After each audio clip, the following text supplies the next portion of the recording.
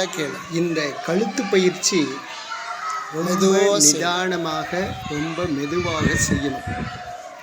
கழுத்தை மூச்சு இழுத்துக்கிட்டே மெதுவாக மேலே வரணும். மூச்சை விட்டுக்கிட்டே மெதுவாக கிளப்பு. தோலில் மேலே வரும்போது தலை பின்தலை புடனில் முட்டணும். முன்னாடி வளையும் போது தாடை நெஞ்சில் முட்டணும்.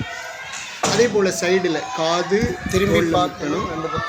ரெண்டு பக்கம் அப்படி கழுத்தை முறுக்கி பின்னாடி பார்க்கணும்.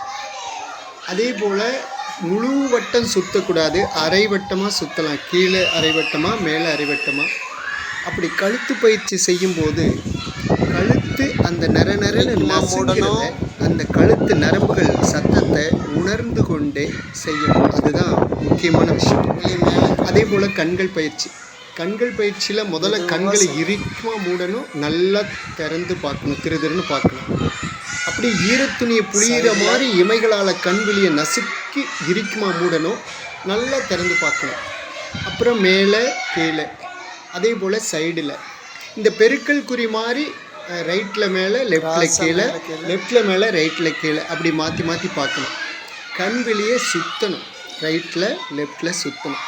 இதே பயிற்சியை கண்களை மூடிக்கிட்டு மேலே கீழே சைடில் விழிகள் சுற்றுறது, இதெல்லாம் கண்களை மூடிக்கிட்டு செய்யணும். இப்படி செய்துட்டு ரைட்டில் கண்களை கவனித்து பாருங்கள். அது ரொம்ப சுகமாக இருக்கும். இது தொடர்ந்து செய்து வந்தால் மிக அற்புதமான பயிற்சிகள். மாற்றி சுத்த